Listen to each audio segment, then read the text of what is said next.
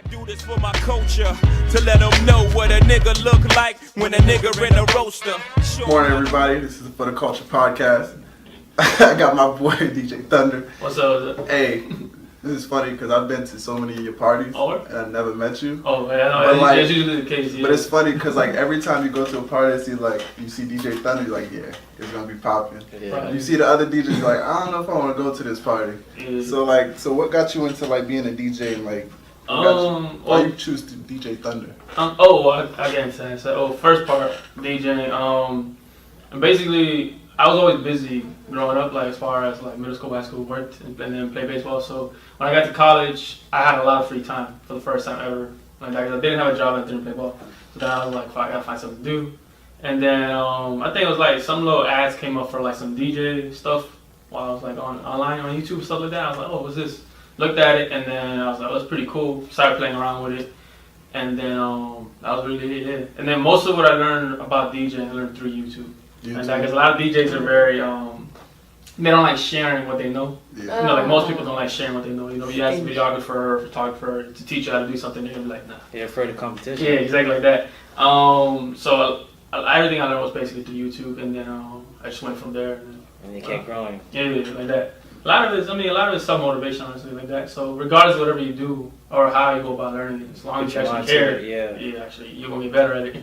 So how did the Pangea thing come about? Because that's like a big thing in Broward now. It kind of grew to be a lot bigger than what we originally had planned. Yeah. How did the name Pangea, how did y'all come up with the name? Oh, that was something, a name that I wanted to use for a while. Because I think I learned about that in geography class, something like that, back when I was in like middle school. But they were like, oh yeah, but at one point all the continents were together, and it was called what they decided it was Pangea, right? Because if you look at it, like South America and Africa can kind of fit like a puzzle, and all the other ones that kind was of actually fit smart. like that. So I was like, okay. The idea came from basically the fact that a lot of times when you go out to, suppose if you're looking at a weekend, right, like that, there's going to be 10 parties on one day, right, on a Saturday, but then nobody's doing something on Friday or Thursday or Sunday, right?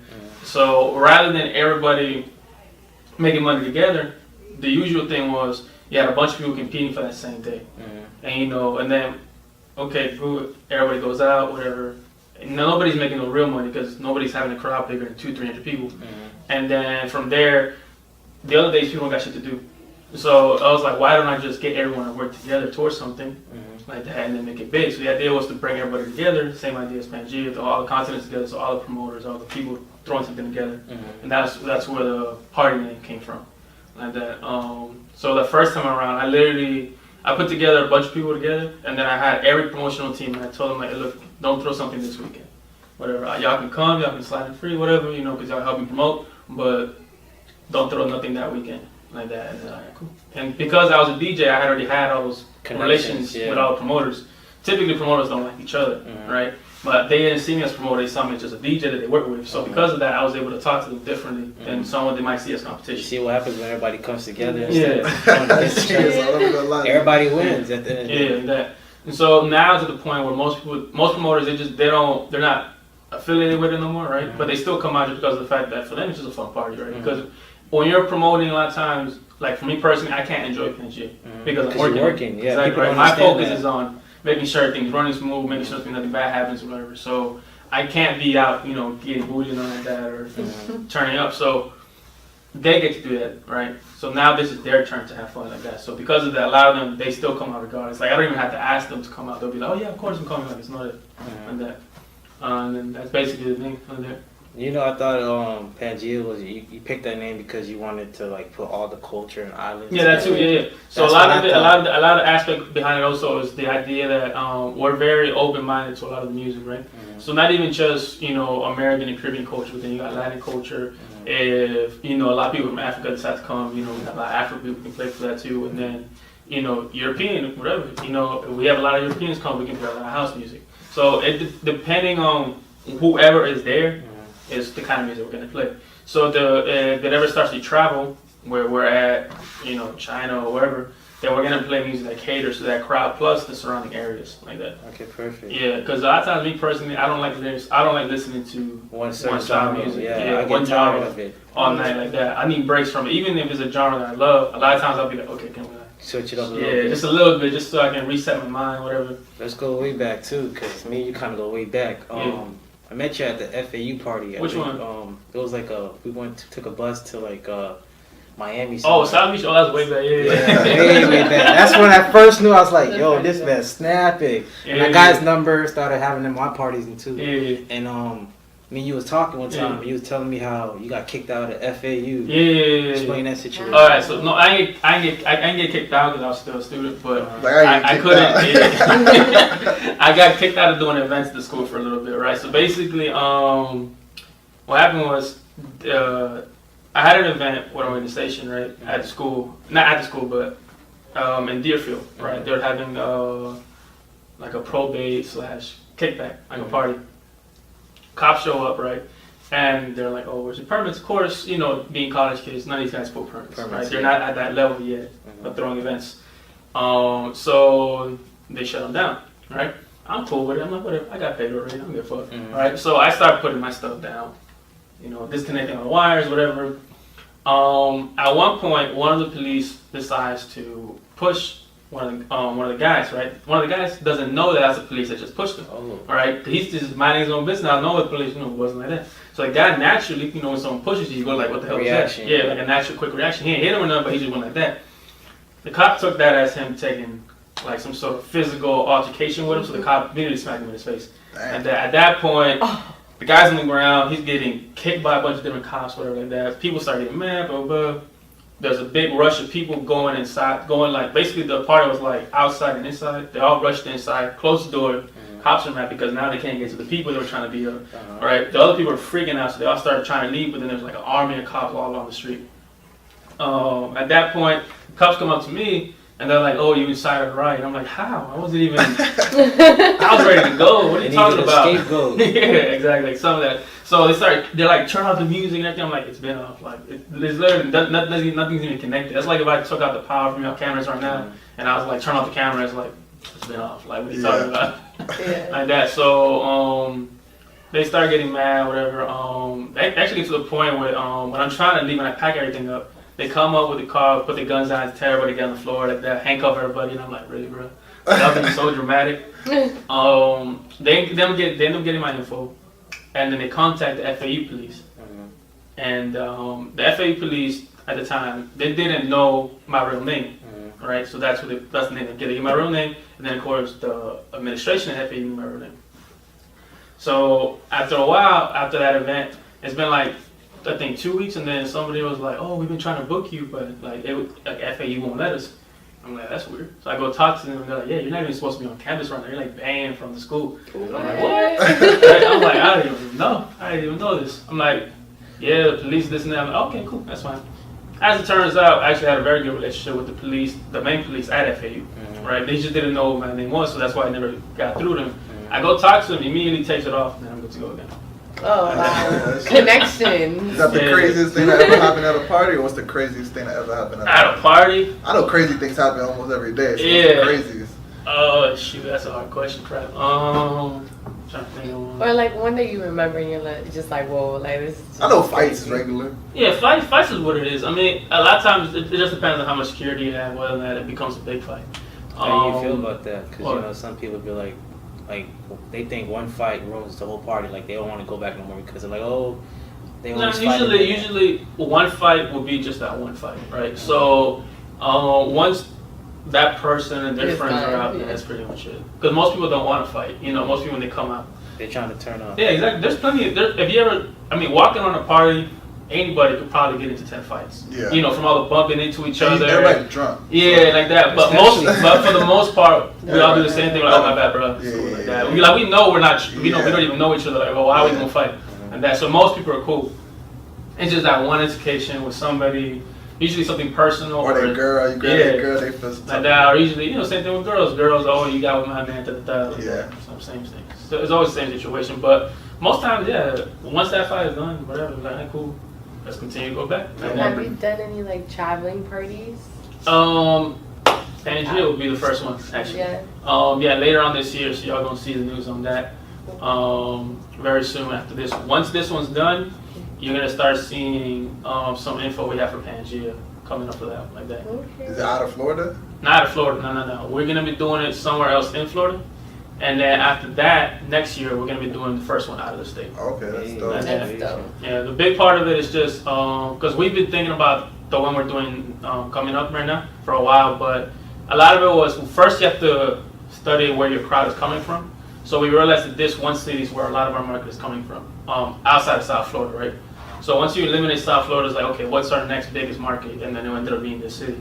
That's the beautiful thing about ticket sales online, because it shows So you. they give you the demographics. Yeah, it shows you exactly where those sales coming I from. want to talk That's about dope. that. Explain to everybody, because people think parties, just throwing a party is easy and simple, Oh. or events in general, because I have The events too. concept. Yeah. And people be always coming like to me like, yo, how do I get started and stuff like that. Explain to It's people it's like possible. how it's just kind of a job, really. Yeah. So basically, any event is like that. It's like you're putting together a company, right? There's different levels of throwing events, right? So there's like initial was where a lot of people join in with they're just promoter, right? They're promoting for someone else's event. That's usually a good way to start out with because that allows you to build a crowd. And learn a couple things. Yeah, exactly. Before you jump straight into it, you know. So then from there you do somebody that throws a party at a club, and then once you work from there, you go to somewhere that throws a party outside, and then from there like festivals and stuff like that. So the first part of promoter, that's pretty simple. You talk to people, hey, come out, I got you on my list, or here I'm selling tickets. And pretty simple, because then once you get them through that, you pretty much don't have to do much once you get to the party. You're pretty much turning up with everybody else. Yeah. You're more of a host, right? So when they get there, your job is to make sure they have a good time so that they keep coming back. And that's also how you build your clientele list, right? Your job right there is really just to make sure you're only inviting them to good things, right? Because you never want to promote everything, right? And then what ends up happening, a couple times they come out and it's whack, and now they don't believe in you. Yeah, they don't like, you know, you're gonna tell them, oh, it's gonna be late. You're like, oh, that's what you said about that other shit, and I don't know if I can really trust you. So it's very important that you keep in mind your branding, all right? Because me personally, when I throw an event, if I'm throwing an event, I won't throw it unless I absolutely know it's gonna be good. Because same thing, like what you say about looking at my name on a flyer. It's very important that people realize, you know what, if he's a part of it, I know it's gonna be good, as opposed to, oh, it might be good, it might not be good. Like that. So you have to be very mindful of your branding.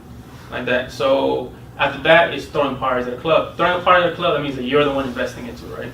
You got to pay for everything. You know, so you go to the clubs. First you have to find the club. That's the annoying part.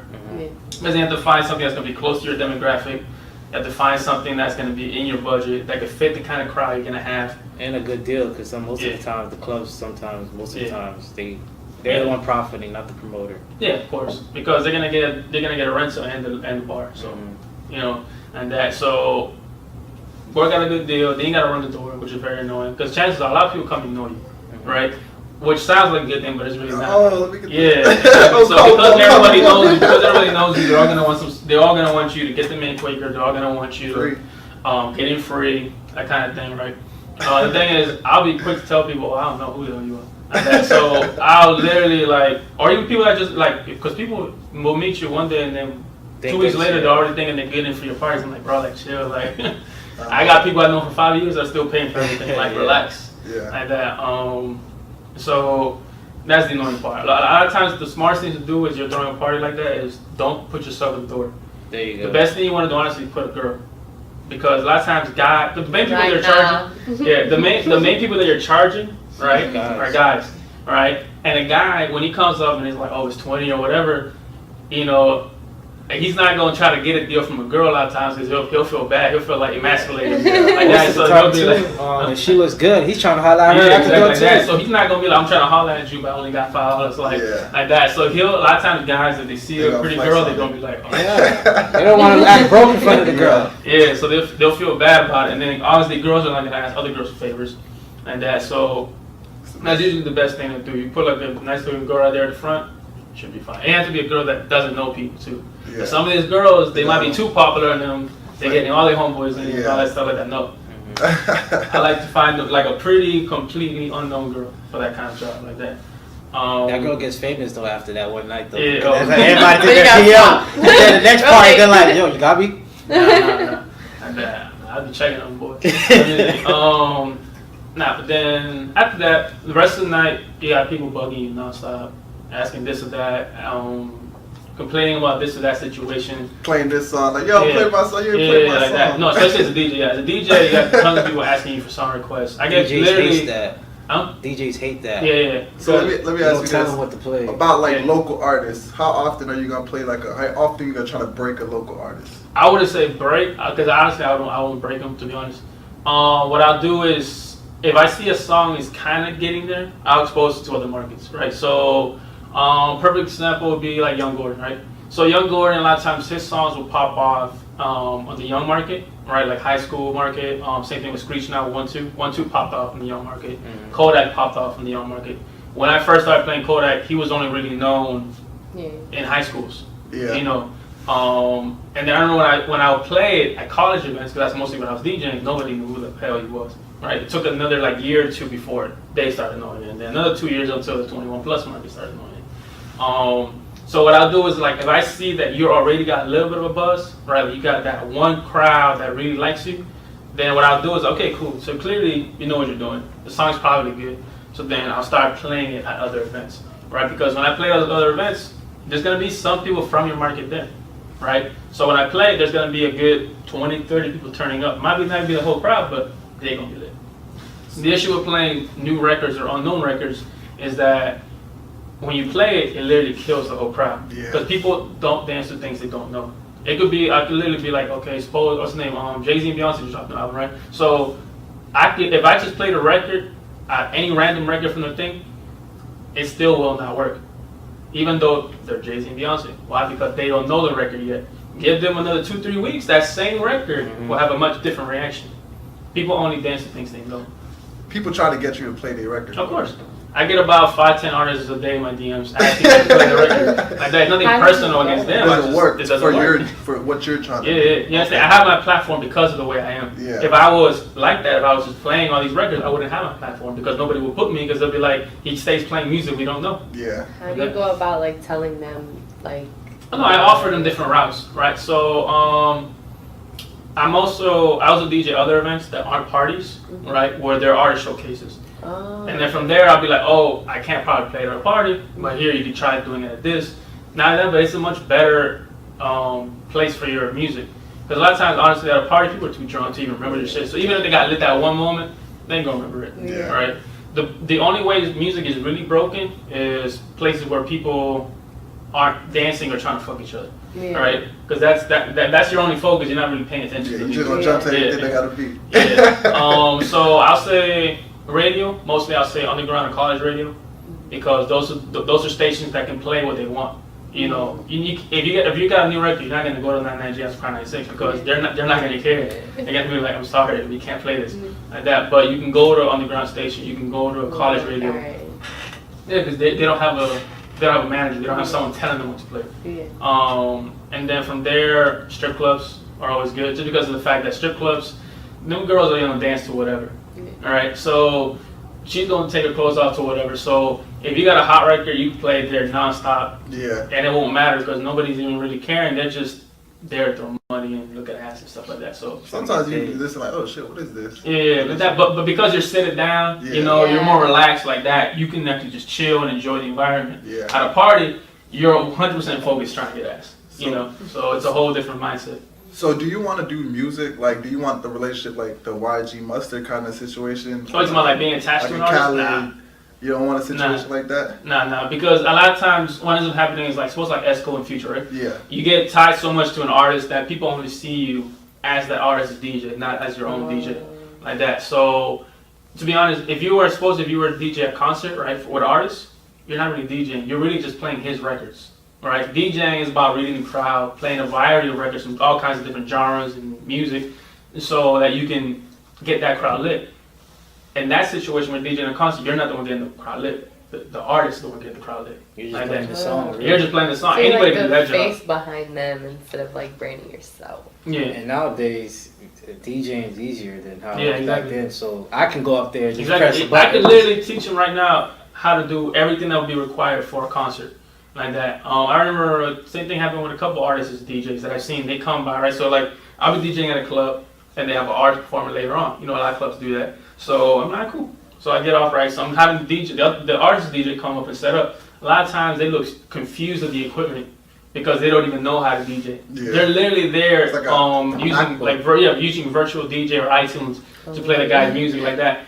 A lot of them don't even know how to use the equipment, stuff like that. So I'm just like, you guys aren't really into this. Like, you're just there just for the look of being an artist like that. And I'm like, I'm good. I don't really need to be attached to someone else to make myself relevant. You know the whole 9 yards then, so you know how to spin and everything. Yeah. Okay, most DJs that are into most the DJs, like the How long older did it ones, take? Oh, the older ones, yeah, the the new ones older got a ones. map book. How long did it take you to like learn, like get it, like Oh. hold on it? I hold on DJing. I'll say about originally about 2 years. The first 2 years I didn't DJ out, right? I just wanted to learn how to do it because a lot of times it's hard to break first impressions, right? So like even if I got better over time, if the first time you heard me I was trash, Yeah. then you gonna that's what you're gonna be known for. Yeah, exactly like that. You might see me 2-3 years later on a flyer and be like, oh, he gonna be that dude's trash, even though he might have got way better, yeah. like that. So I really didn't want to ruin that first impression. So I studied for like 2 years. Now it's just like mixing, which being able to smoothly go from one song to another. Beyond that, it's just experience. Like you gotta have to build a memory for your crowd. Like that, so being like, okay, it's like playing your Pandora for the crowd, really. Yeah. Right? So like, okay, they like these last 3 songs. They probably don't like this because it's that same kind of vibe or that kind of thing. Okay, so let me ask you. So like, for the next evolution of DJ Thunder, you gotta start doing like EDR. Or you love hip hop, and that's just your. Oh no, He does EDM. Oh, Yeah, you do EDM? it depends on the crowd. Yeah, so a lot of times, the thing is, a lot of times when I do events for that crowd, they're private events. That's why you won't see me posting them or really advertising them because they're private, right?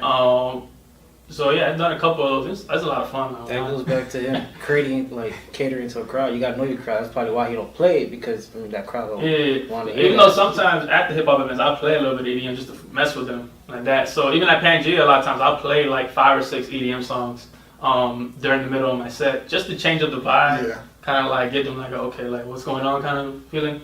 And then the crazy thing is, you'll get them hyped for that one moment because they're all drunk, right? So like they'll give it a shot for those first couple songs, and then the moment you go right back into hip hop or Caribbean music, they get dumb hyped like that. You got them right. They already Yeah. got a couple drinks in their system. And that's where a lot of clubs do that. It's called rotating the dance floor, right? So where you have different crowds, you purposely do like 10 songs of each at a time, right? The purpose is get them turned. And then when you're playing music that they don't like, what's the first thing they do? Go to the bar. Yeah. Like that. And then by the time you go back to their music, they're drunk. Yeah, like that. So you keep doing that back and forth. Most of the time, though, there's always that one person that knows that EDM shit is doing a whole bunch of shit on the dance floor. Yeah, like that. The little dances, stuff like Yeah. that. And there's some people that just aren't open-minded to other genres. So they're gonna want you to play just that one thing all night. Like that. Is there any music you don't play? Like you just don't like? Country. So if you don't like the music, Country? Nah, I play country You too. play I country? like country too. Yeah, I play country at I actually did a bridal shower that had a lot of country in it, like that. So that was always fun. A lot of times I don't really care as long as like it'll be surprised because people think of like stuff like country as like little sad, boring songs about your farm and your dog. Like, it's not really all about that. So how's the DM, man? Because I know your DMs are blowing Oh. up my show. I had a couple girls hit me up one time say, "Can I come to your party for free? I'll do this. I'll suck." I know. So I know your shit's jumping right now. Oh no, I'm good. I have a set list of people I work with like that. And then that's it. And then everyone else, I'll tell them. I'll tell them just grab tickets. Like that, simple as that. And they're like, "Oh no, but I'm a girl." I'm like, "Go somewhere else." I don't care. Like I've had times before people were like, they'll be like, "Oh, that's too expensive." I would literally send them other parties flyers that same night and be like, "Well, go to these." Like that. I don't care. I'll break it down to them. Like, I go out and pay you spend money on this. That's expensive. Yeah, like that. So I really, like, honestly, I'll tell you, I really don't care if you go to my event or not. That's your decision to make, right? Yeah. So I'll show you the options like that, and then I'll tell you, like, there's a reason why that same person wouldn't pay, to go to somewhere else, like all these clubs on South Beach, downtown, whatever. But then that same person will pay $40, $50 to go to my event. And so I'm like, you gotta think about it. Why would so many people choose to pay money over something where they can have fun for free that same night? Yeah. And that, like, go ahead, figure that out. If you want to find out for yourself, get that ticket. How do you feel about the Broward scene? Because at one point, Broward was the scene for parties. Like, so how you feel about it now? Because I feel like kind of like. Yeah, like Miami. Yeah. It's all about venues, honestly, right? So the availability of venues is always going to be a concern, because like if you can't find a venue that's going to fit your crowd, that's going to have the rules that allow your event to be big, like as far as right now, I think the only big venue you got left is Broward Regional, but then Broward Regional you can only use till 10 o'clock at night, so it has to be a daytime event. And then we actually considered it for Pangea, but they had something about you can't have water out there or something like that. It was the strangest thing. Yeah, like you can't be spilling water out there. I'm like, that's random. So what do y'all do when it rains? Like, so it didn't make sense, but I was like, whatever. I'm not gonna stress it like that. Besides that, yeah, like for Pangea, we can't. There's nowhere in Broward we can fit it at, especially at nighttime. Right now, Wynwood is really the only place you can do something like that, which is why you see so many parties in Wynwood. Yeah. Like even besides us, there's a bunch of other parties in Wynwood now because of that. And then clubs. Post shutdown, so that's a wrap for that. Carew is decent, but it's not that big, so it depends on the event. Too, but they have a time limit on that too. Exactly, right. That so a lot of it now, I think for Broward, it's just about like the smaller events, right? Yeah, but even those venues, it might be good for the crowd, but wouldn't be good for the promoter. Yeah. A lot of times, for the promoter, I wouldn't be too interested unless they were really sure that it was going to work out. Yeah. But that's anything with anything. Like Wynwood is great because it's a huge party. You can have these late night parties, but it's parties that are very expensive, especially the outdoor ones that have to go through the city. Because I know the last Pangea was about $68,000 to do.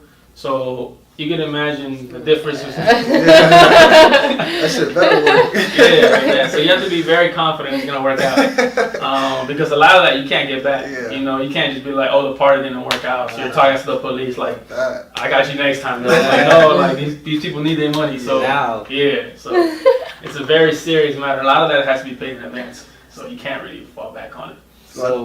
I think it's funny because I think a trick you use is like whenever he's like DJing, he's like, yo, let me get a girl to bring me some water. Is that how you get girls on stage? Or no. He was serious. He thirsty. No, I don't even want girls on stage, honestly. To most part, girls always be on stage. I know that's them, but I don't encourage them to be up there. Because a lot of times the girls that come up, they want to like dance. First of all, they want to be seen. Yeah, that's nothing. Well, anybody on stage wants to be seen. Yeah. That's like their thing. That's why I hate it so much. And I'm like you get real, you ain't get hugged as a child. You're seeking attention too much. Probably that was bad. Even the niggas too. The niggas be on there like they bottles. I'm like, boy. And they just want to go up there and do a quick 100 people on the stage. Like, yo, get off the stage. Exactly like that. That's like it wouldn't bother me so much the people on stage if it wasn't that they were first of all, a lot of times they're blocking up your view, right? As a DJ, you need to see the crowd so you know what you're playing. It's what they like, right? So you need to be able to at least see them. Like that, and then from there you have the girls that when they're dancing, they're pushing. A lot of times the girls they tend to like grab onto something or like push up against it as some sort of like balance, shaking. They tend to grab DJ equipment for some reason. So you be having the unprofessional ones up there. So they'll be like tipping over your equipment, or a couple times the light setup is on stage too. Sometimes for like big parties, so. Then they'll start like grabbing onto the metal poles and stuff like that. I'm like, yo, that thing fall, we all die. Like, party, like, cause they got some upcoming promoter, like a new promoter. Like, would you do their party or do you wait? Like DJ? Yeah, DJ. Yeah. So one, I try not to do too many teen events because I'm trying to mostly go towards the older crowd.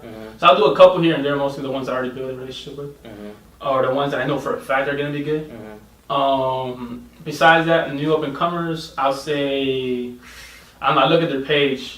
He waxing them. That for one, that's a given. But what is I look at their page and then I look at how they present themselves, like that. I personally hate promoters like every page with them like flicking off the camera, or the little thing where they like do a little thing with money where they like. Oh my gosh! I'm like, if your mindset is still that young, I'm like, I can't mess with you. Like, I need you to at least be a little grown, like whatever. So your work is moving. Your work is growing to what you're growing as a person. So like, as you get older, you don't want to be doing high school clubs. Or like people that still have a young mindset. So I can mess with someone like there's been before parties that were young, but they had a more grown mindset.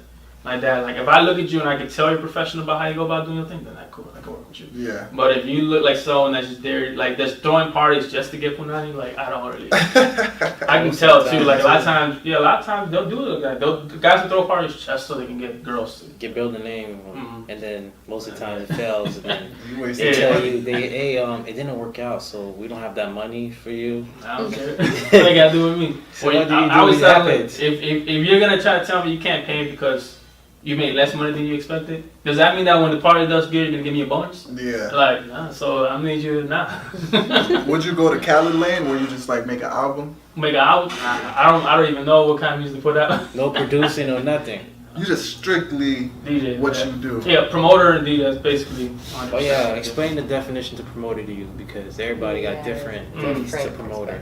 Promoter as far as being the one to throw the party, like invest into it, plan it.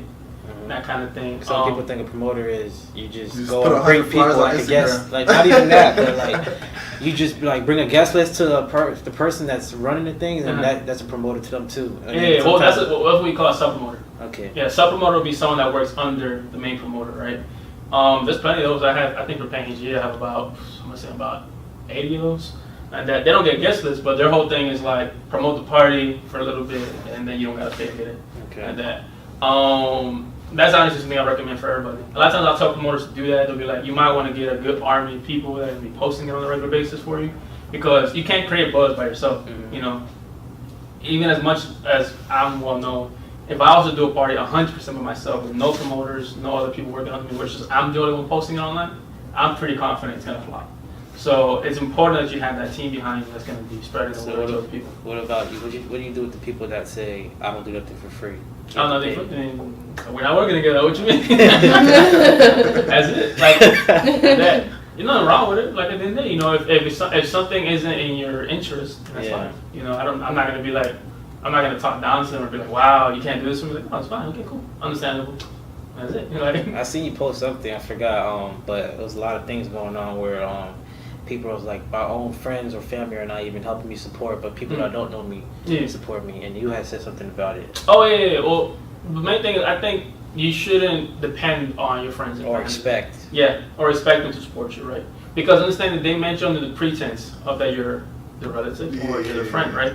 So because of that, that's the relationship they have with you, right? So you can't expect that relationship to turn into a business one, right? Because at the end of the day, you don't owe everybody around you your business. Right? That is your family, so you're going to support them as a family. That is your friends, so you're going to support them as a friend. Yeah, it's hard to see somebody you know from birth to see them in a different light, especially if they have an idea. So like, if you want to be a DJ, be like, it's this little gig thing, but they don't understand like I could be big. You feel me? So they won't support it sometimes. No, I don't think it's so much of them not supporting you, like as far as like I don't want them to do good. No, it's just like they can't see it because they know you so long. Exactly, and they already have that relationship with you. They already have a set way to look at you, right? So, you know, regardless of how much of your friend your parents might try to be, they're still your parents. Yeah. You know, so you're still going to see them as they're my parents. So you have friends like that? Do you have friends like that? Like what? Like, they don't support you, but they contact you to come into your party for free? No, not so much coming for free. No, the ones that hit me up that don't normally come out, they always ask me for a link. Yeah. Like they never ask me for free because they know me well enough that they're gonna get paid for that. All right. So, but they'll always like there'll be friends that I have that go out 2-3 times a week, right? But almost never go to none of the events I'm at. It's nothing personal. They just like different events. Yeah. So they might like events that are in this part of town. They might like events that play this kind of music or that cater to this craft, and that's not where I'm at. So it's perfectly understandable. It's not so much they're hating. It's not in their market. It's not what they want. You know, if I open up a pizza shop, you know, but they only like hamburgers, can I be mad and not coming buy pizzas from me? No, they're just not what they want. Yeah. I ain't gonna lie. I ain't gonna lie. That's kind of what I did because I got older, and as I got older, all the older people started going towards Miami, and all the younger people started staying in Broward at the parties. So that's why I don't go to no Broward parties because I see kids like my brother and I see my brother going there, and I'm like, damn. Times are changing. And but you know, as you get older, like the vibes is different on a party. Right? Like at a young party, everybody's running around wild, you know, acting up and all that little stuff. Yeah. Throwing booty everywhere. As you get, when you go to older parties, people want to just vibe. Like that. Their whole mentality is more like, I'm just here to chill, listen to music, talk to people. Couple bottles. Yeah, like that. Your mentality, your vibe is a little different. Yeah, that's true. You don't have the energy anymore to be, bobbing and sticking every 5 seconds. So, because, so like I said, a lot of times, they don't have to support you, right? They don't owe you that. Like, I don't expect a client to be my friend. That's a client. So I'm not going to expect a friend to be a client. Like that. You can just keep it business, in my opinion. Yeah, so it's not if it develops into more than that, perfect. If a friend becomes a client, perfect. If a client becomes a friend, perfect.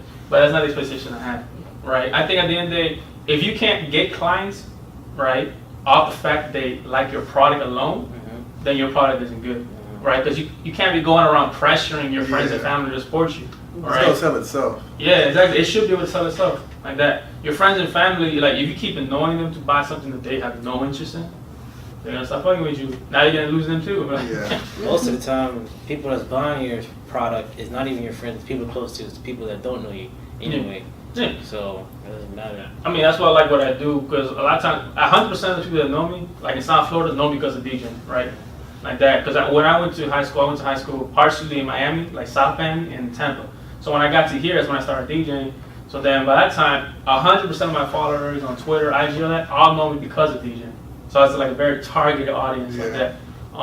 So for them, it's not weird to support me because that's 100% of the way they know me. Yeah. None of the people ever met me prior to that, so it's like they don't have this, oh, I knew Thunder back when he was like this and he wasn't that, that kind of thing. So their whole mentality is different the way they look at me.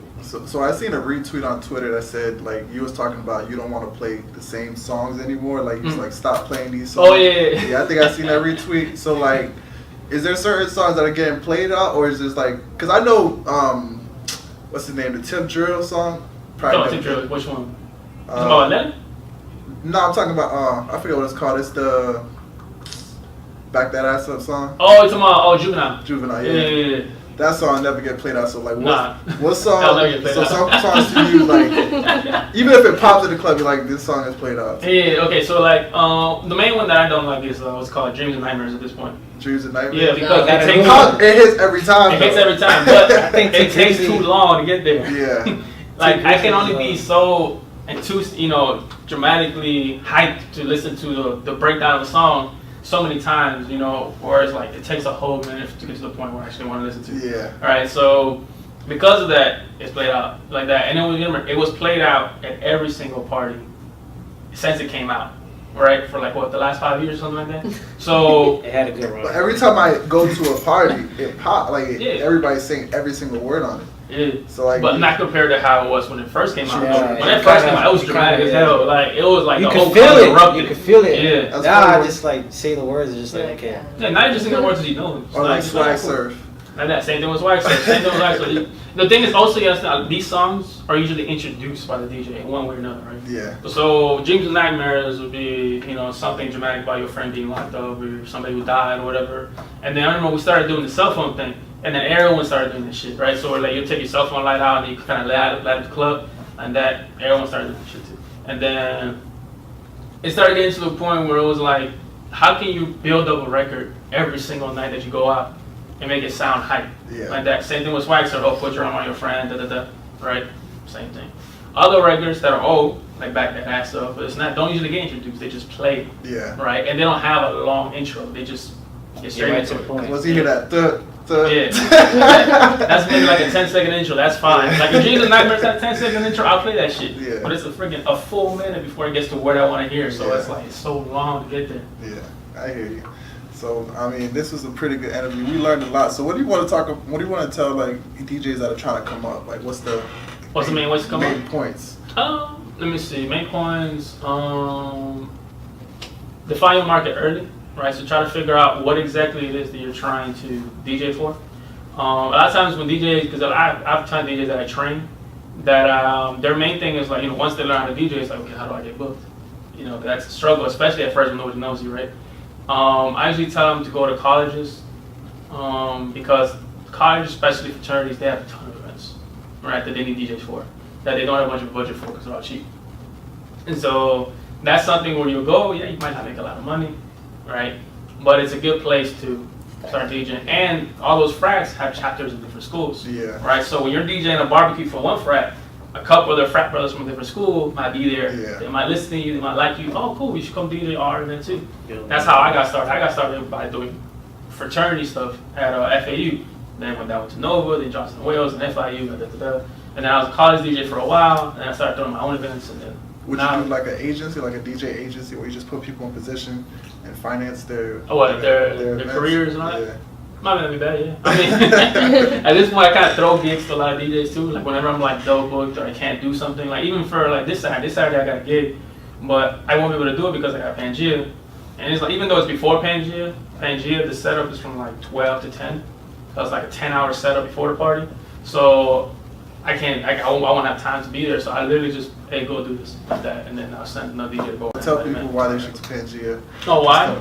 Because it's fun. It's a pretty wild party. You know, it's party that definitely you're not gonna be on your phone at. You know, which is very important because a lot of times at parties, it's very uncomfortable at first. Like if you come early, it's dead, and everyone's on their phones, everyone's awkward around each other, like that. And then once it gets lit, it only gets lit for a little bit. And then personally, I don't like indoor parties. I like outdoor, and I can breathe and shit. Yeah. You know? Someone will be smoking next to me, and it's not an issue because I don't smoke like that. So if I'm not like breathing in everyone's smoke around me, that's always a good look. You know, we got food vendors, so if you get hungry, you eat right there. You know. Yeah, that's the big thing. Yeah. So there's a lot of little things that add up to it. If you're a guy, there's a lot of half-naked girls. That's always a good look. Yeah, that's the best fun. Yeah. You got a lot of half-naked girls that are wet and covered in cream and all kinds of stuff. Yeah. You know, it's the reason we charge you guys more. It's a premium price for that kind of product being around you. Let me see. And yeah, just in general, I would recommend going to any party where you see the majority of people aren't on their phones. Yeah. That's always a good thing. So even, you know, besides Pangea, you know, there's other great events, you know, that are in the city like that. So that you can attend and believe me, you're gonna have a great time. It's just, I don't know, Pangea is like one of those things where it jumps from the start. Yeah. You know, like you could walk in, I'm talking about people usually catch ass in line before they even get inside. Yeah. So you can imagine. You can imagine how the inside is like that. You know, plus we encourage people to be wild. So we'll give them like whipped cream and powder to throw on each other. We got the fire truck spraying everybody with water. So like, there's no way you're gonna be shy. Like once you're already covered and all that kind of weird shit like that. Get you a couple drinks. Yeah, you're pretty much now you have free drinks till 12. So you know, get you liquored up real quick before it's a movie. Yeah. All right, I appreciate you having you up here, boss. No problem. What's the date? Dates this Saturday. Yeah, this Saturday, June 23rd, 10 to 4. Still tickets? Wynwood, Still tickets? Yeah, tickets still Where online. can everybody get tickets at? PangeaMiami.com. Make it simple for y'all. Where is it at? Huh? Where is it at? Wynwood. It's at 550 Northwest 24th. RC Cola. Okay, cool. And you'll see. I mean, if you go to Wynwood and you see a bunch of people in bikinis walking in one direction, You'll know where it's at. That's where it's at. All right, this is fun, boys, for the culture. Always.